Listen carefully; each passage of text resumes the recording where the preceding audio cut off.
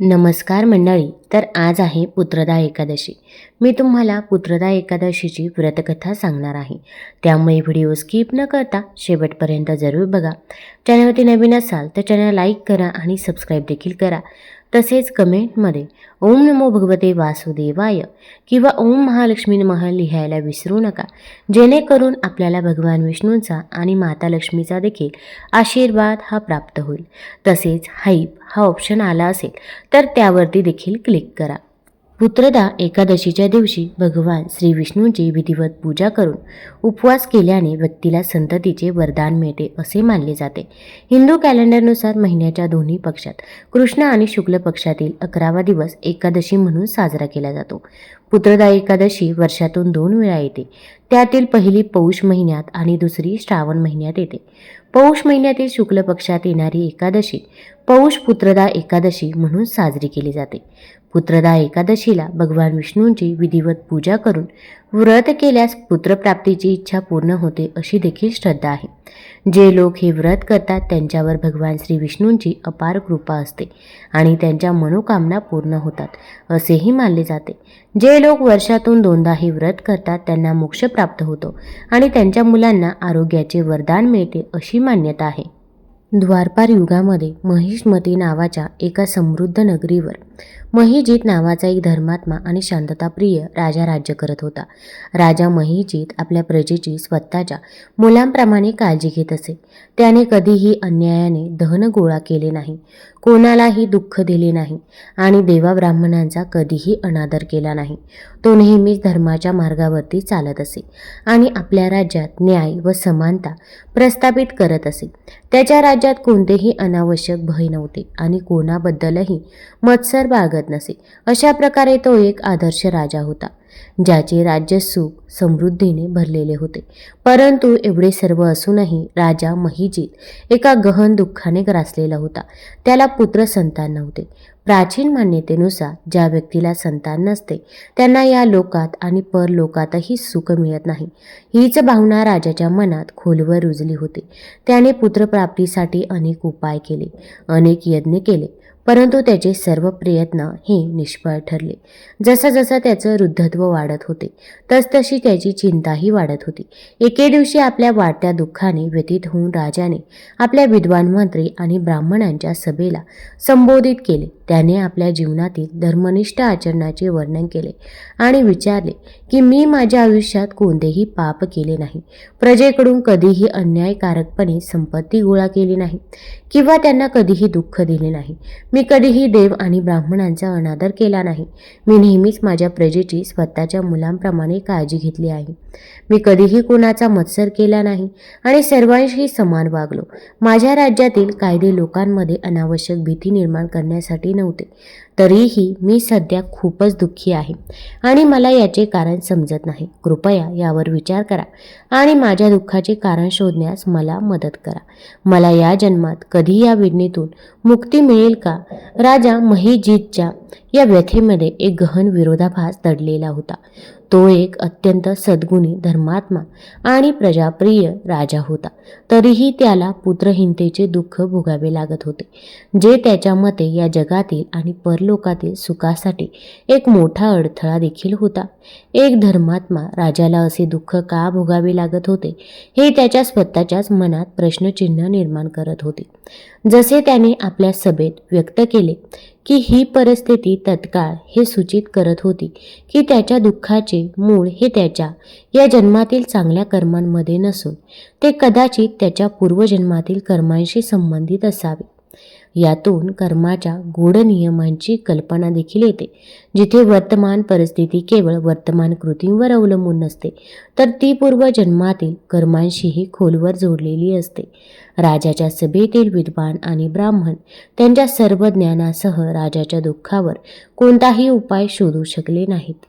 ही परिस्थिती राजाच्या दुःखाची गंभीरता आणि एका उच्च आध्यात्मिक अधिकाराच्या गरजेवर भर देत होती. राजाच्या दुःखाने व्यथित झालेल्या आणि आपल्या प्रिय राजाबद्दलच्या निष्ठेने प्रेरित झालेल्या मंत्र्यांनी या समस्यांवर उपाय शोधण्यासाठी एक महान ऋषीचा शोध घेण्याचे ठरवले. यासाठी ते घनदाट अरण्यात गेले. अरण्यात भटकत असताना त्यांना एक अत्यंत वयोवृद्ध, तपस्वी, धर्मज्ञ आणि शास्त्रांचे सखोल ज्ञान असलेला महात्मा लोमेश मुनी भेटले. लोमेश मुनी हे सनातन धर्माच्या गूढ तत्वांचे जाणकार होते आणि त्यांच्या तपश्चर्येने त्यांनी अगाध ज्ञान प्राप्त केले होते. मंत्र्यांनी अत्यंत नम्रतेने आणि आदराने त्यांना प्रणाम केले. लोमेश मुनींचे दर्शन झाल्याने त्यांना खूपच आनंद झाला, कारण त्यांना विश्वास होता की महान पुरुषांच्या केवळ दर्शनाने सर्व कार्यामध्ये यश हे निश्चितच मिळत असतं. मंत्र्यांची नम्रता आणि चांगल्या आचरणाने प्रसन्न होऊन लोमेश ऋषींनी त्यांना त्यांच्या आगमनाचे कारण देखील विचारले. त्यांनी सांगितले की हे महामंत्री, आपले शरीर चांगल्या कार्यांसाठीच आहे, त्यामुळे मी तुम्हाला निश्चितपणे मदत करण्याचा प्रयत्न करीन. ऋषींच्या या वचनाने धीर मिळाल्यावर मंत्र्यांनी राजा महिजितची व्यथा सविस्तरपणे सांगितली. त्यांनी म्हटले की मी महिष्मतीपुरीचा धर्मात्मा राजा महिजित आपल्या प्रजेचे मुलांप्रमाणे पालन करतो, परंतु त्याला पुत्र संतान नसल्यामुळे तो खूपच दुःखी आहे आणि त्याचे हे दुःख प्रजा म्हणून त्यांनाही जाणवत आहे. त्यांनी ऋषींनी विनंती केली की हे महर्षी, कृपया आमच्या राजाला पुत्रप्राप्तीचा उपाय सांगा.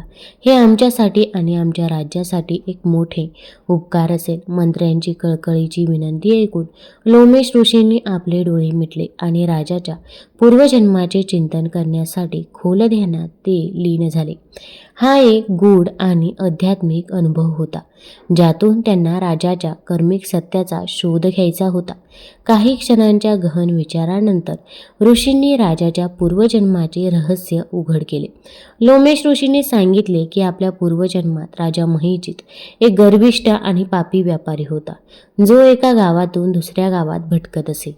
एकदा ज्येष्ठ महिन्यातील शुक्ल पक्षाच्या एकादशीच्या दिवशी तो व्यापारी 2 दिवसापासून उपाशी आणि तहानलेला होता. दुपारी तो एका जलाशयाजवळ पाणी पिण्यासाठी गेला. तिथे एक नुकतीच व्यायलेली गाय आपल्या वासरासह पाणी पित होती. आपल्या गर्विष्ठपणामुळे आणि तहानलेल्या अवस्थेमुळे त्या व्यापाऱ्याने त्या तहानलेल्या गायीला आणि तिच्या वासराला तिथून हकलून दिले आणि स्वतः पाणी पिऊ लागला. लोमेश ऋषींनी या पूर्वजन्मातील कृत्याच्या राजाच्या वर्तमान दुःखाशी थेट संबंध जोडला. त्यांनी स्पष्ट केले की त्या तहानलेल्या आणि नुकत्याच व्यायलेल्या गायीला पाणी पिण्यापासून हकलून दिले आणि हे एक मोठे पाप होते, त्यामुळे त्याला या जन्मात पुत्रहीनतेचे दुःख हे भोगावे लागत आहे. या उलट त्याच जन्मात त्याने एकादशीचे व्रत पाळले होते. जरी त्याने त्या दिवशी पाप केले असले तरी त्या व्रताच्या पुण्यामुळे त्याला या जन्मात एक धर्मात्मा राजाचे पद प्राप्त झाले. लोमेश ऋषींनी रहस्य उलगडल्यामुळे मंत्र्यांना राजाच्या दुःखाचे मूळ देखील समजले. हे ऐकून ते अत्यंत भावुक झाले आणि त्यांनी तत्काळ उपाय विचारला. त्यांनी सांगितले की धर्मग्रंथामध्ये असे म्हटले की चांगली कर्मे पापांचा नाश करू शकतात. त्यामुळे त्यांनी ऋषींना विनंती केली की राजाच्या पूर्वजन्मातील पापांचे क्षालन होऊन त्याला पुत्रप्राप्तीचा आशीर्वाद मिळावा. यासाठी कृपया एखादा मार्ग सुचवा. मंत्र्यांची कळकळीची विनंती ऐकून लोमेश ऋषींनी एक विशिष्ट आणि शक्तिशाली उपाय सांगितला. त्यांनी राजा, राणी आणि संपूर्ण प्रजेला पौष महिन्यातील शुक्ल पक्षातील पुत्रदा एकादशीचे व्रत पाळण्यास सांगितले. ऋषींनी व्रताच्या पालनाचे तपशीलवार नियमही सांगितले. त्यांनी सांगितले की सर्वांनी रात्रभर जागरण करावे, भगवान विष्णूंच्या दिव्य नामाचा जप करावा, भगवान विष्णूंची पूजा करावी आणि पंचामृत अभिषेकासारखे विधी देखील करावेत. तसेच त्यांनी विद्वान ब्राह्मणांना सोने, दागिने, वस्त्रे आणि धनदान करण्याचा सल्ला दिला. सर्वात महत्त्वाचं म्हणजे ऋषींनी त्यांना सांगितले की द्वादशीच्या दिवशी त्यांनी त्यांच्या सामूहिक व्रताचे सर्व पुण्य हे राजाला समर्पित करावे. ऋषींनी खात्री दिली की या कृतीने राजाचे सर्व दुःख नाहीसे होईल आणि त्याला तेजस्वी पुत्राची प्राप्ती होईल. लोमेश ऋषींनी सुचवलेला उपाय केवळ राजाने स्वतः व्रत पाळण्यापुरता मर्यादित नव्हता, तर त्यात राजा, राणी आणि सर्व प्रजेने एकत्रितपणे व्रत पाळण्याची देखील सूचना होती. याहूनही महत्त्वाची म्हणजे त्यांनी आपल्या व्रताचे पुण्य राजाला समर्पित करण्यास सांगितले. ही संकल्पना अत्यंत सखोल आहे. याचा अर्थ असा की आध्यात्मिक पुण्य केवळ वैयक्तिक नसते, तर ते एकत्रित केले जाऊ शकते आणि विशिष्ट हेतूने निर्देशित केले जाऊ शकते. हे सामुदायिक जबाबदारीची आणि सामायिक नशिबाची एक मजबूत भावना देखील दर्शवते, जिथे राजाचे कल्याण हे एक सामूहिक प्रयत्न मानले जाते. यामुळे हिंदू धार्मिक विधींमधील पुण्यदान या संकल्पनेवर प्रकाश पडतो. सामूहिक आध्यात्मिक प्रयत्नामुळे एक शक्तिशाली कर्मिक शक्ती निर्माण होऊ शकते, जी वैयक्तिक कर्मिक कर्जे दूर करण्यास सक्षम आहे. तसेच हे एका धर्मात्मक राजा आणि त्याच्या प्रजेमधील सखोल बंधावर देखील जोर देते, जिथे प्रजा केवळ भौतिक मदतीनेच नव्हे तर आध्यात्मिक साधनांद्वारेही राजाच्या कल्याणात सक्रियपणे सहभागी होते. हे सामाजिक एकोपा आणि परस्पर आध्यात्मिक उन्नतीला बळ देखील देते. लोमेश ऋषींकडून उपाय मिळाल्यानंतर मंत्री आणि संपूर्ण प्रजा कृतज्ञता आणि आशेने भरून महिष्मतीपुरीला परतले.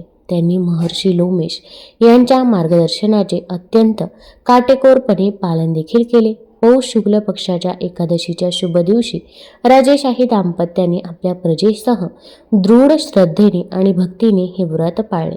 त्यांनी रात्रभर जागरण केले, भगवान विष्णूंच्या नामाचा जप केला आणि विहित पूजा अर्चा केली. दुसऱ्या दिवशी म्हणजेच द्वादशीला त्यांनी विहित विधी पूर्ण केले आणि ऋषींच्या निर्देशानुसार त्यांच्या सामूहिक व्रताचे संचित पुण्य राजा महिजीतला समर्पित केले. या पुण्यमय कृत्याचा आणि त्यातून निर्माण झालेल्या प्रचंड आध्यात्मिक शक्तीचा थेट परिणामी राणी गर्भवती झाली. योग्य वेळी 9 महिन्यानंतर राणीने एका तेजस्वी अशा आणि सुंदर पुत्राला जन्म दिला. हा पुत्र मोठा होऊन राज्याचा योग्य वारस बनला. या चमत्कारी घटनेमुळेच म्हणजेच पुत्रप्राप्तीमुळेच ही एकादशी पुत्रदा एकादशी म्हणून ओळखली जाऊ लागली, ज्याचा अर्थ पुत्र देणारी असा आहे.